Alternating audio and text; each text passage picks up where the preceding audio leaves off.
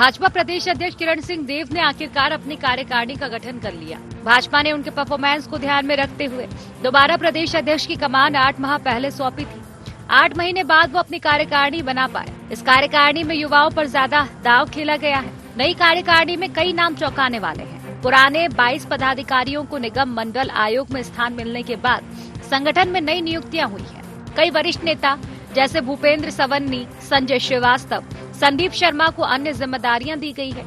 नई कार्यकारिणी में एससी, ओबीसी और सामान्य वर्ग के नेताओं को संतुलित रखने का प्रयास किया गया है। भाजपा की ये टीम पार्टी के भीतर संगठनात्मक मजबूती तो देगी ही, मगर चुनावी तैयारियों के दौरान अहम भूमिका भी निभाएगी। कार्यकारिणी को लेकर भाजपा प्रदेश अध्यक्ष किरण सिंह देव कहते हैं कि जिन लोगों ने पार्टी के प्रति ईमानदारी से काम किया, उन्हें मौका मिला है। बहुत संतुलित है, सभी का समाज के अपने पार्टी के से विभिन्न दायित्वों का निर्वहन भी किया है और विभिन्न कार्यक्रमों का संचालन भी, संयोजन भी, विभिन्न जो भारतीय जनता पार्टी के कार्यक्रमों में जो है आज भारतीय जनता पार्टी के पदाधिकारी। बस्तर में युवाओं को भाजपा ने दिया मौका। हेमंत पाणिग्रही बनाए गए मीडिया संयोजक। कार्यकारिणी में कई बड़े नेताओं को नहीं मिली जिम्मेदारी। कार्यकारिणी की घोषणा के बाद कहीं खुशी कहीं गम का माहौल। एससी से नवीन मार्कंडे, ओबीसी से अखिलेश सोनी, सामान्य से यशवंत जैन बने महामंत्री। प्रबल प्रताप जुदेव को बनाया गया उपाध्यक्ष। रायपुर बीजेपी के पूर्व जिला अध्यक्ष जयंती पटेल को प्रदेश मंत्री बनाया गया। भाजयुमो के पूर्व प्रदेश अध्यक्ष अमित साहू को मिला मंत्री का पद। अशोक बजाज को कार्यालय मंत्री बनाया गया। पूर्व विधायक रंजना साहू को भी उपाध्यक्ष बनाया गया। भाजयुमो प्रदेश अध्यक्ष रवि भगत को हटाया। राहुल टिकरिया को दिया भाजयुमो प्रदेश अध्यक्ष का जिम्मा। बीजेपी की कार्यकारिणी पर कांग्रेस तंज कस रही है। पूर्व प्रदेश अध्यक्ष धनेंद्र साहू ने जहां इसमें भी गुटबाजी की बात कही, तो वहीं पूर्व मुख्यमंत्री भूपेश बघेल ने रवि भगत को भाजयुमो प्रदेश अध्यक्ष के पद से हटाने पर तंज कसा। सोशल मीडिया प्लेटफॉर्म पर पोस्ट साझा करते हुए पूर्व मुख्यमंत्री भूपेश बघेल ने लिखा, रवि भगत को कीमत चुकानी पड़ी।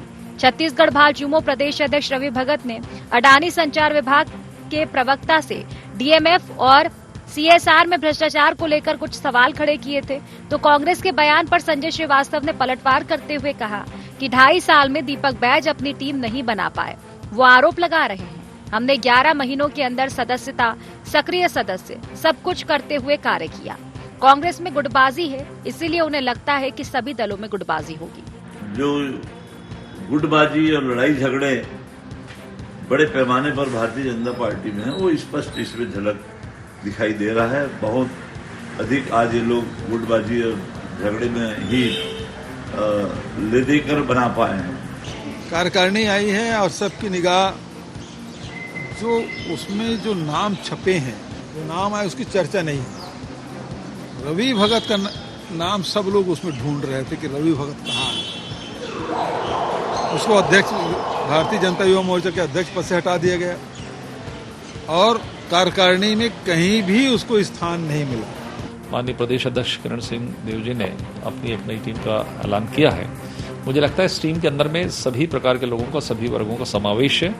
एक बेहतर टीम है जिसमें अनुभव भी है, युवा भी है, महिलाएं भी हैं, सभी वर्ग के लोगों का समावेश किया है।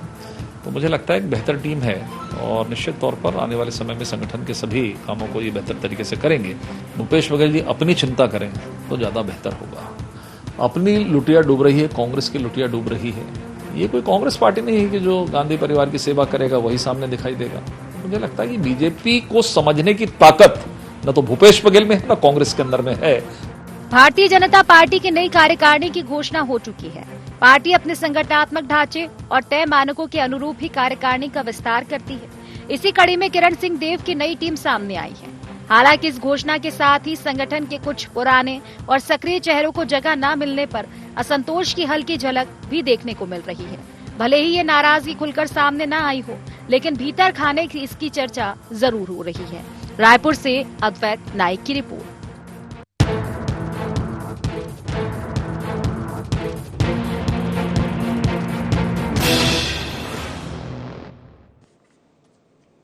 नमस्कार, गुहार छत्तीसगढ़ देख रहे हैं आप और मैं हूं आपके साथ खुशी व्यास। तो देखिए, छत्तीसगढ़ भाजपा की बहुप्रतीक्षित कार्यकारिणी आखिरकार जारी कर दी गई है।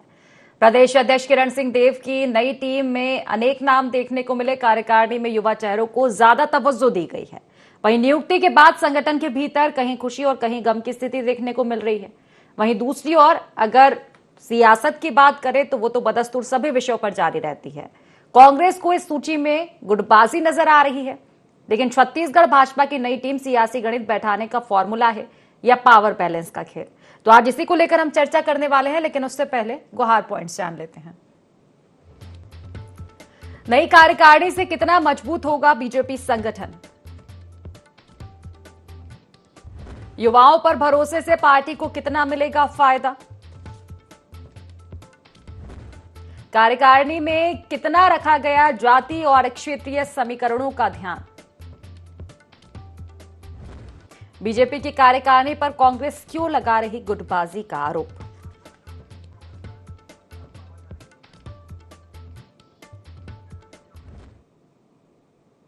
तो इन्हीं सब मुद्दों को लेकर आज हम चर्चा करेंगे। खास मेहमान हमारे साथ जुड़ चुके हैं। सबसे पहले आपका परिचय मैं करवा देती हूँ। हमारे साथ बीजेपी से रविंद्र सिंह जी जुड़ चुके हैं, कांग्रेस से हमारे साथ प्रवक्ता अमित श्रीवास्तव जी जुड़ चुके हैं और वरिष्ठ पत्रकार के शर्मा जी भी हमारे साथ जुड़ चुके हैं। आप तीनों मेहमानों का बहुत बहुत स्वागत है इस खास चर्चा में। और चर्चा की शुरुआत रविंद्र जी आप ही से करना चाहूंगी, क्योंकि आज बड़ा बदलाव हुआ है और जिस चीज का इंतजार था वो इंतजार भी खत्म हो चुका है। अब संगठन को मजबूती देने की बात इस नए नामों के जरिए, नए बदलाव के बाद आपकी पार्टी कर रही है, लेकिन गुटबाजी का कहीं ना कहीं कांग्रेस एक आरोप लगा रही है। कांग्रेस का कहना है कि मजबूती तो तब होगी ना जब गुटबाजी खत्म होगी, लेकिन अब ये नई लिस्ट में साफ तौर पर गुटबाजी कांग्रेस को नजर आ रही है।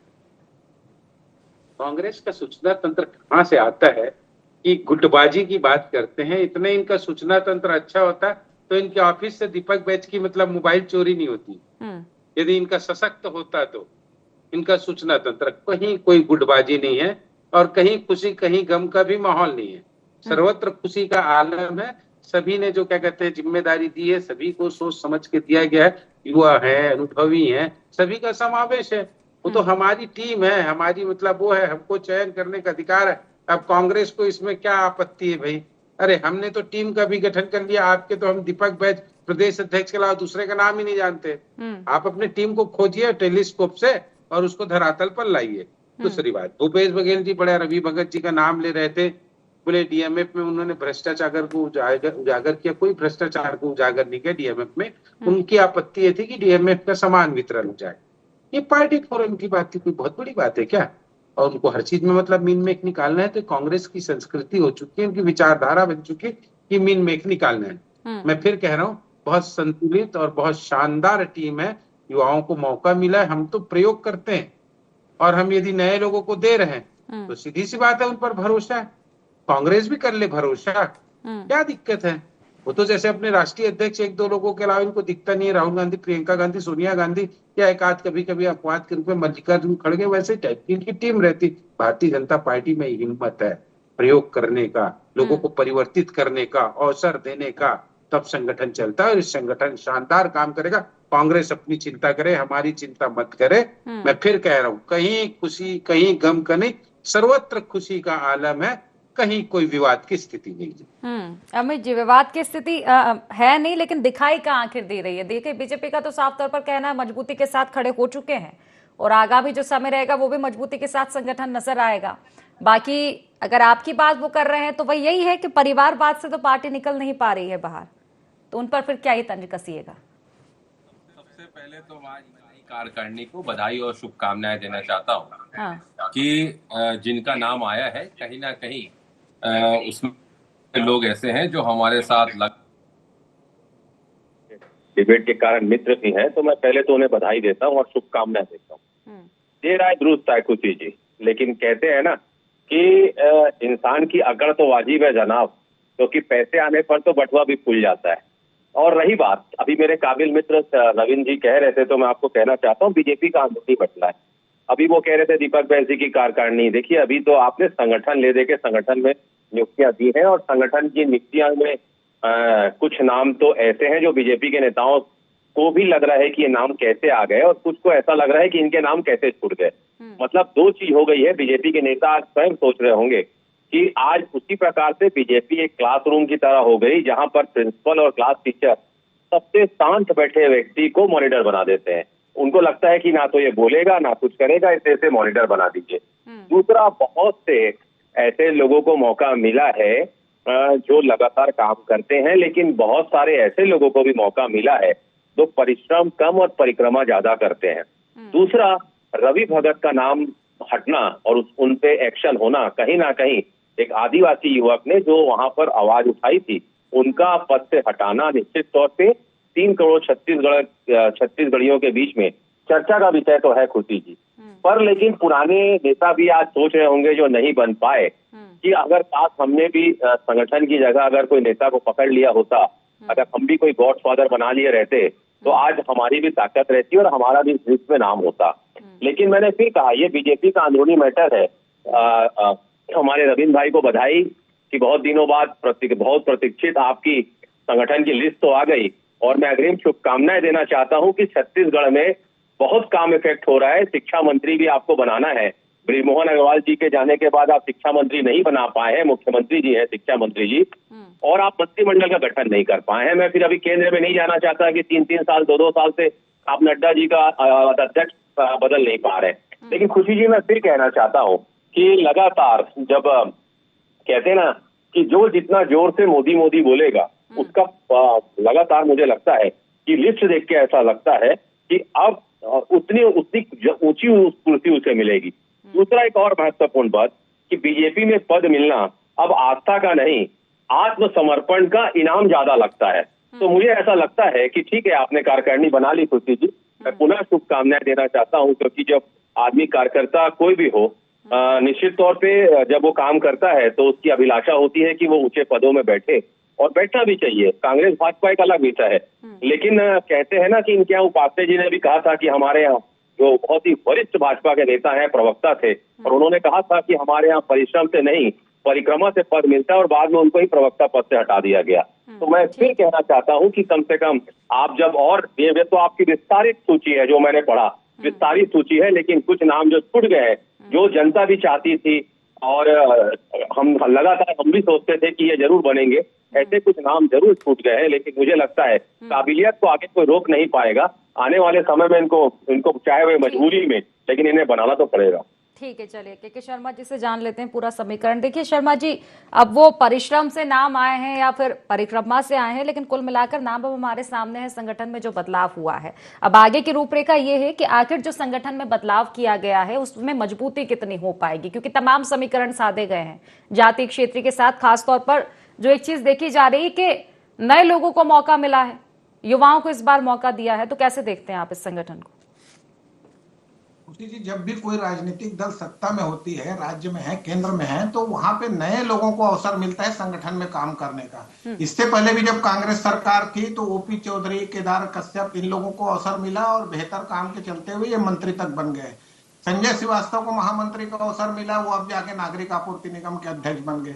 ये भाजपा में आप देखेंगे जो जिले में अच्छा काम करते हैं उनको प्रदेश में अवसर मिलता है। जो के रूप में बेहतर काम कर रही महिला मोर्चा की बात करेंगे तो उनको अध्यक्ष की जिम्मेदारी दी गई है। युवा मोर्चा की बात करें, अभी आदिवासी अध्यक्ष थे तो अभी ओबीसी वर्ग के अध्यक्ष को बनाया गया। बलौदा बाजार से युवा नेता है, सभापति है, विधायक टिकट मांग रहे थे, नहीं मिली। तो ये तमाम प्रकार की बातें, हमारे साथ डिबेट भी कई बार रहते हैं, उसको आप देख सकते हैं। राहुल टिकरिया एक युवा चेहरा है, और इसके साथ ही साथ तमाम प्रकार नहीं होता है नाम। भाजपा में एक संख्या लिमिट है, 8 उपाध्यक्ष, 8 मंत्री, तो संख्या इतनी ही रहेगी। 3 महामंत्री तो उतने ही रहेंगे, एक कोषाध्यक्ष है। इसी तरह से प्रवक्ताओं की संख्या जरूर दिखाई दे रही है आपको, लगभग 12 के लगभग। तो वो जो प्रवक्ता जो है आप देखेंगे, विधायकों को इस बार इस सूची में स्थान नहीं मिला है, 2 सांसदों को जरूर स्थान मिला है। एक प्रवक्ता संतोष पांडे को बनाया गया और रूप कुमारी जी को भी उपाध्यक्ष बनाया गया है सांसदों में। विधायकों को नहीं मिला। जिस तरह से पहले आप देखेंगे अजय चंद्राकर, राजेश मूणत जैसे चेहरे को एक प्रवक्ता की जिम्मेदारी थी। अब जो नई सूची में अब कुछ बचे हुए हैं कहें संगठन में, तो वो है ये आमंत्रित सदस्य, विशेष आमंत्रित सदस्य रहेंगे और प्रदेश कार्यकारिणी के सदस्य रहेंगे। जैसे तमाम प्रकार के महापौर है, सभापति है, विधायक है, इन सबको शामिल कर लिया जाता है जनरली। ये एक अवसर रहता है। लेकिन जिन लोगों को नहीं मिला है उनको लेकर के कहें तो हर 60 लाख यदि इनकी सदस्य संख्या है, कांग्रेस से बहुत सारे लोग भाजपा में आए, उनको में से एक ही नाम उसमें दिखाई देता है कि बलौदाबाजार के पूर्व विधायक रहे प्रमोद शर्मा, जो जोगी कांग्रेस में रहे, फिर कांग्रेस में फिर भाजपा में आए, उनको एक बड़ी जिम्मेदारी प्रवक्ता के रूप में दी गई है। तमाम नामों को यदि एक एक नाम पर भी अपन चर्चा कर सकते हैं, लेकिन बात यह है कि नए लोगों को जो अवसर मिला है उनमें जनप्रतिनिधि, जो सांसदों के नाम बता दिए उनके अतिरिक्त जो है जनप्रतिनिधि, जनता के चेहरे नहीं है। संगठन में बेहतर काम करने के लिए जो जनप्रतिनिधि है भाजपा के, उनसे एक सामंजस्य बैठाने की आवश्यकता होगी। सत्ता और संगठन में बेहतर सामंजस्य के लिए एक महत्वपूर्ण होगा, क्योंकि अभी चुनाव में समय है। विधानसभा और लोकसभा चुनाव में मेरे को लगता है कि यही टीम भाजपा की काम करेगी, तो इस दृष्टि से इनको बेहतर परफॉर्मेंस दिखाने का एक अवसर इन नए चेहरों को मिलेगा। इस दृष्टि से भी देखा जाना चाहिए। दूसरी चीज है, आपने युवा चेहरे गुटबाजी की जो बात कही, गुटबाजी तो हर नेता चाहता है कि उसके कार्यकर्ता संगठन में रहे। इस प्रकार से बात तमाम कोई ना कोई आप जिसका भी नाम लेंगे तो किसी किसी नेता के नजदीकी नजर आते हैं। इन सबके भी सामंजस्य करते हैं, क्योंकि अभी तक देखिए सत्ता में होने के कारण ना किसी ने पद छोड़ने की बात कही है, न किसी ने नाराजगी व्यक्त की ओपन खुल के। सोशल मीडिया में जरूर जैसे कांग्रेस की ओर से जो आदिवासी भाजीमो चेहरे का नाम रवि भगत का लिया जा रहा है, निश्चित रूप से उसको लेकर के, लेकिन भाजपा अनुशासित पार्टी है, अब उसको पहले भी नोटिस दिया जा चुका है, हटाने की बात तो बाद में आई है। इसके अतिरिक्त जो 2-3 नाम और चल रहे हैं, गौरी शंकर श्रीवास को लेकर के चल रहे हैं, और जो सब उनको पद मिला था सत्ता में तो उसको उन्होंने लेने से इनकार कर दिया था। इसके चलते हुए क्या संगठन में उनको नहीं लिया गया था। भाजपा में इस तरह से तमाम प्रकार की बातें रहती है। अभी तो मंत्रियों के गठन की बात है और बहुत सारे जैसे अभी नियुक्ति की बात कर रही भाजपा में, तो सत्ता में रहने के कारण नाराजगी को भी आदमी कहीं कहीं एक घूंट पीछे रह जाता है। सत्ता एक बहुत बड़ा राजनीति में कह सकते हैं कि कार्यकर्ताओं को मन महसूस की भी स्वीकारना पड़ता है। इस तरह की स्थिति सत्ताधारी दल में रहती है। अभी तो कांग्रेस की भी कार्यकारिणी का इंतजार किया जा रहा है। फिलहाल कह सकते हैं कि कांग्रेस की तुलना में भाजपा बाजी मार ली है संगठन की दृष्टि से, अब कह सकते हैं मंत्रियों की नियुक्ति का इंतजार है। निश्चित ही बेहतर बात आप कह रहे हैं। रविंद्र जी देखिए, अब जो हुआ सो हुआ। अब वो कांग्रेस चाहे जो भी आरोप लगाए, अब गुटबाजी की बात कही जाती है तो गुटबाजी से तो शायद मुझे लगता है कि कोई ऐसा ही दल होगा जो छूटा होगा, नहीं तो गुटबाजी तो हर दल में गुटबाजी की बू आती ही नजर। लेकिन अब जो संगठन बन चुका है उसमें मजबूती कितनी होगी, ये एक बड़ा सवाल है, क्योंकि संगठन बड़ा हो या ना हो मजबूती मैटर करती है। बिल्कुल बहुत मजबूत रहेगा। हाँ। और अगले चुनाव में भी क्या कहते हैं, यही संगठन काम करेगी, यही टीम काम करेगी। निश्चित रूप से बहुत सोच विचार कर किया गया है। जैसा कि हमारे पत्रकार जी ने भी कहा कि सीमित संख्या होती है हमारी, इनके यहाँ ऐसा महासचिव मतलब 50 बना देते हैं। ये लोग संतुष्ट करने वाले लोग हैं। हम लोग काम करके उनको परफॉर्मेंस देख के करने वाले लोग हैं। एकदम जैसे उपाध्यक्ष 6 होगा तो 6 होगा, मंत्री यदि 4 होंगे तो 4 होंगे, ये तय है। इससे ज्यादा हम लेते नहीं है। कोई ऐसा भीड़ तंत्र को नहीं शामिल किया जाता है, काम करने वालों को सोच विचार की, इसलिए संगठन बहुत मजबूत होगा। आप मुझे बता दीजिए एक भी कहीं आवाज आई हो, किसी एक ने भी विरोध किया हो तो। अब कांग्रेस के प्रवक्ता कहते हैं तो वो दिग्भ्रमित लोग हैं, अपने आप में भ्रमित लोग हैं कि मतलब यहाँ गुटबाजी करके। और मैं कांग्रेस प्रवक्ता को सुन रहा था, पूरी तरह से वो क्या कहते हैं भ्रमित नजर आए मुझे, उलझे हुए विचारधारा से लगे कि कुछ लोगों को हम सोचते थे आएगा या उनको आना चाहिए था, नहीं मालूम इनका। मैं कहा नहीं, इनका इंफॉर्मेशन, इनका सूचना तंत्र कहाँ से है भाई? ये कहाँ से सोच लेते हैं बनेगा? हमारा संगठन है, हम तय करेंगे ना, आप इतना क्यों सोचते हो? और रवि भगत जी का कार्यकाल पूरा हो गया था। अगर कांग्रेस से कोई अडानी का नाम लेगा तो आप छापे पड़वा देंगे, अगर बीजेपी से कोई लेगा तो पद से हटा देंगे। जो गलत करेगा उसके घर छापा पड़ेगा, हाँ। तय बात है। मैं भी गलत करूंगा तो मेरे घर भी छापा पड़ेगा, इसमें कोई बात नहीं है। हाँ। और जो नाम लेगा ऐसा, वो ऐसा कुछ भी नहीं होता है। मैं कह रहा हूँ बहुत मजबूती से संगठन खड़ा होगा। भारतीय जनता पार्टी एक कार्डर बेस्ड पार्टी, अनुशासनवादी पार्टी। इनके यहाँ जैसे चोरी कुर्सी फेंका फाकी चलता है वैसा नहीं चला। देख लीजिए कितने शांति से निकल गया। और फिर दूसरी बात, हमको बोले देर आए दुरुस्त आए। अमित जी, देर आए दुरुस्त आए, हम क्यों देर हुए भाई? आपका तो संगठन का तब पता नहीं है और हमको बोलते हैं देर आए दुरुस्त आए। अरे आपकी पहले एक आदत था, पहले भी घोषणा हो जाती ना तो आपकी बात बोलते तो मैं मानता। अभी आपको खुद नहीं पता कब होगा आपका। हम देर नहीं आए दुरुस्त नहीं आए, हम सही समय पर आए और बिल्कुल उचित समय था ये हमारी संगठन। आप प्लीज दीपक भाई जी को बोलिए, इतने उलझन में भ्रमित होकर मत रहे, संकालू मत रहे, अपनी टीम का गठन कर ले भाई, अपने लोगों पे भरोसा करे। भले उनके लोगों पे उनको भरोसा ना हो, भारतीय जनता पार्टी ने जो संगठन तय किया है बहुत अच्छा संगठन है, योग्य है, नेतृत्वकर्ता लोग हैं और आगे आने वाले समय में बहुत काम करेंगे, कोई संदेह नहीं है। कांग्रेस यदि संदेह करती है तो उसका भ्रम है, मैं इसको खंडन करता हूँ पूरी तरह से। ठीक है, चलिए प्रतिक्रिया ले लेते हैं अमित जी। अमित जी देखिए, साफ तौर पर यही कहना है कि आपके खुद के अगर शीर्षक हैं तो अब पत्थर नहीं उछाल लीजिएगा, क्योंकि अब उनको पत्थर लगे या ना लगे, लेकिन आपके पत्थर पहले से, उनका कहना है कि शीशा का घर आपका तो पहले ही टूटा हुआ है, दरारें उसमें आ रखी है गुटबाजी की। और रही बात लिस्ट जारी हो चुकी है, संगठन में बदलाव, तो अभी आपके संगठन का तो इंतजार ही हो रहा है, फिर तंज कैसा? खुशी जी, मैं आपको पहले तो साधुवाद दूंगा। आप प्रश्न बहुत अच्छा पूछती हैं, चाहे रविंद्र जी से चाहे मुझसे, तो आपको साधुवाद, क्योंकि बहुत कम पत्रकार ऐसा प्रश्न पूछने की हिम्मत करते हैं, तो आपको मैं सैल्यूट करता हूं आपके प्रश्न पूछने के कारण। दूसरा, मुझे ये भी लगता है कि शायराना अंदाज भी आपका हो गया धीरे धीरे, लेकिन मैं फिर रविंद्र भाई को कहना चाहता हूँ, शायरी आप काफी बोलते हैं, तो फिर अब उसी वे में आपसे बात कर लेते हैं जी। तो जल्दी समझ जाएंगे शायद आप। रविंद्र भाई और हम बहुत चैनल में बैठते हैं, हमारी मित्रता है, चैनल के माध्यम से मित्रता है भाई। तो मैं कहना चाहता हूँ रविंद्र भाई कि जब भी आप आईना उठाया करो, पहले खुद देखा करो, फिर हमको दिखाया करो, क्योंकि अभी तक तो जिस प्रकार से आपने सब बनाया है, निश्चित तौर पे जैसा अभी के भैया ने कहा, युवाओं को मौका मिलना चाहिए, मैं भी इसका पक्षधर, कहीं कोई दिक्कत नहीं है। और आपने कहा, बहुत सारे आपने प्रश्न उठाए, मैं एक ही चीज कहना चाहता हूँ कि बहुत सारे लोग हैं, मैं बिल्कुल इस बात को मानता हूँ कि जब लोग काम करते हैं तो कई लोगों को मौका मिलता है, कई लोगों को नहीं मिलता। लेकिन मैं फिर कह दूं कि जब पार्टी की आन बान शान और कार्यकर्ता जो होते हैं, जो पार्टी की प्राण होते हैं, मैं हमेशा इस बात को कहता हूँ, और जब उनके साथ नाइंसाफी होती है तो लोकतंत्र में हम विपक्ष में होने के कारण भी हम चुप नहीं बैठेंगे, और लगातार चाहे कार्यकर्ता के साथ अन्याय होगा तो हम निश्चित तौर पे उस पर आवाज उठाएंगे। और रवि भगत जी के साथ अगर अन्याय हुआ है तो हम आवाज उठाएंगे, सुशील जी, एक बार नहीं 100 बार उठाएंगे। मैं फिर आपके माध्यम से कहना चाहता हूँ कि अभी इन्होंने कहा कि आपकी कार्यकारिणी आ जाए, निश्चित तौर पे आपकी शुभकामना अगर रहेगी, बहुत जल्द हमारी भी कार्यकारिणी आ जाएगी। लेकिन मैं फिर कहना चाहता हूँ कि अभी भी मौका है, अभी सिर्फ 17-18 महीने ही हुए हैं, कार्यकर्ताओं को साथ लीजिए, क्योंकि आप तो कहते हैं कि हम तो सबसे बड़ी पार्टी है, लेकिन जब कार्यकर्ता रुष्ट हो जाता है ना रविंद्र जी, तो कहते हैं ना कि पेड़ के कटने का किस्सा नहीं होता अगर कुल्हाड़ी में लकड़ी का हिस्सा नहीं होता। तो पिछले बार भी कार्यकर्ता ने आप लोगों को 15 साल बेमिसाल 14 सीटों में लाके छोड़ा था। तो इसलिए समझ लीजिए, कार्यकर्ताओं की पीड़ा और वेदना और तकलीफ को समझना पड़ेगा।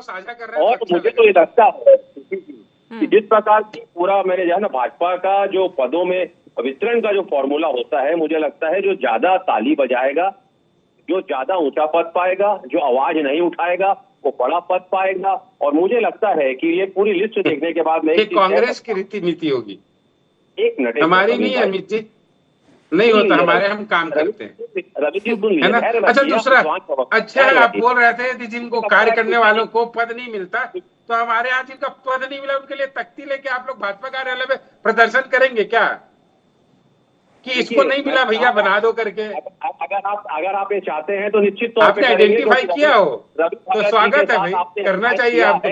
अगर आप ये कांग्रेस एक नया वो कर रहा है, अच्छी बात है, साइड कर देंगे। सुन लीजिए, मैं एक और चीज मैं आपके इस प्रयोग को सलाम कर रहा हूँ। ठीक है, अपनी बात छोटी सी। जी, मुझे लगता है कुछ ये लिस्ट को देख के मुझे लगता है, कुछ नेताओं को देख के लगता है, जो नाम आए 56 इंच की छाया, सबके सामने उनका कद सिकुड़ गया है। लेकिन मैंने फिर कहा ना कि राजनीति में 2 चीज बहुत इंपॉर्टेंट है, आपकी मेहनत और आपका भाग्य। अगर आप में टैलेंट है तो नोबडी कैन स्टॉप यू। अगर हमारे मैं जिनका नाम ले रहा हूँ, मैं ओपनली नाम नहीं ले सकता, के भैया बेहतर जानते हैं कि हम किसका नाम ले सकते हैं। लेकिन जवाब ले लेते छोटा सा, उसके बाद शर्मा जी के पास भी लौटना। रविंद्र जी, मतलब सावन के महीने में कितने ज्यादा परिक्रमा लगा लिए जिनको आशीर्वाद आज आपने दे दिया लिस्ट के माध्यम से? ये हमारे यहाँ नहीं है, मैंने पहले ही कहा। और कौन कौन से नाम है, जरा पारदर्शी हो जाए कांग्रेस, जरा निष्पक्ष हो जाए। चुनाव आयोग तो बहुत बोलता है कि पारदर्शी हो जाए। अमित भाई, आप भी पारदर्शी हो जाओ, कौन कौन से नाम है जो भारतीय जनता पार्टी में मिलना चाहिए था। और बहुत अच्छा लगेगा मुझे विपक्ष के लोग, मतलब भाजपा के कार्यालय में जाकर खड़े हो, भैया ये नाम को लिया जाए करके। धन्यवाद आपको कि हमारी योग्यता को भी आप समझते तो हैं। चलिए ठीक है, फिलहाल मतलब ये जो टीम है इसके अलावा और भी योग्य लोग हैं। ठीक है, चलिए, समय की कमी, एक अंतिम प्रतिक्रिया शर्मा जी से लूंगी। शर्मा, बहुत बहुत धन्यवाद। में देखिए कि एक दूसरे के झांकने की एक तरह से दोनों ओर की बात करें कि भाजपा अभी जो कह सकते हैं कि ट्रिपल इंजन की सरकार कही जा रही। लोकसभा चुनाव में राज्य निर्माण के बाद कांग्रेस को 1 या 2 सीटें ही मिली है, और अभी संगठन आगामी चुनाव को लेकर जिस ढंग से कांग्रेस में तैयारी चल रही है, संगठन पर्व की बात चल रही है, ये सब तमाम प्रकार के जो प्रयास चल रहे हैं, कांग्रेस को ज्यादा मेहनत की आवश्यकता है। और भाजपा में जो मैंने कहा कि सत्ता में है, इसलिए कार्यकर्ताओं को मन महसूस कर भी रहना पड़ता है। और जो बहुत सारे नाम नहीं आए हैं तो उसके पीछे बहुत सारे हो सकते हैं। रविंद्र जी का नाम क्यों नहीं आया, के.एस. चौहान क्यों आ गया, टिकरिया जी क्यों आ गए, किरण बघेल क्यों आ गई। लेकिन आप मीडिया में जो बेहतर प्रदर्शन कर रहे हैं, इसके साथ ही साथ और क्या क्या योग्यताएं देखी जा रही पार्टी में, ये अलग विषय हो सकता है। लेकिन मैं सिर्फ ये कहता हूँ कि जो युवा चेहरे आए हैं उनको अनुभवी जो सत्ता में बैठे हुए विधायकों के साथ, सांसदों के साथ एक बेहतर सामंजस्य के साथ काम करने की आवश्यकता है, क्योंकि आगामी चुनाव में यदि भाजपा को फिर से यहाँ सत्ता में आना है तो इस टीम की एक महत्वपूर्ण भूमिका होगी। परिवारवाद का आरोप भाजपा लगाती है, लेकिन यहाँ भी शिव प्रताप सिंह के एक बेटे को, सत्यनारायण जी को, यहाँ पे अनुसूचित जनजाति आयोग का अध्यक्ष बनाया गया है, आयोग बोलता हूँ, सॉरी, मोर्चा का। तो कहने का तात्पर्य यह है कि इस प्रकार से सभी राजनीतिक दलों में आप देखेंगे नेताओं के नजदीकी परिवार, ये तमाम प्रकार की गुटबाजी, ऐसे तमाम शब्द आते हैं। लेकिन अब कुल मिलाकर बात यही है शर्मा जी कि संगठन बन चुका है, अब समन्वय कितना होगा और समन्वय से मजबूती कितनी होगी, तमाम चीजें देखने वाली बात होगी। और संगठन में बदलाव कांग्रेस में कब होगा, इसका भी इंतजार रहेगा। फिलहाल क्योंकि समय की कमी, इसलिए चर्चा को समाप्त करना पड़ेगा। आप तीनों मेहमानों को बहुत बहुत शुक्रिया इस चर्चा में जुड़ने के लिए। तो देखिए, संगठन में बदलाव हो चुका है तमाम तरह के समीकरणों के साथ, लेकिन अब समन्वय कितना बनेगा ये देखने वाली बात होगी। तो फिलहाल गुहार छत्तीसगढ़ में बस इतना ही। आप बने रहिए IND24 के साथ। नमस्कार।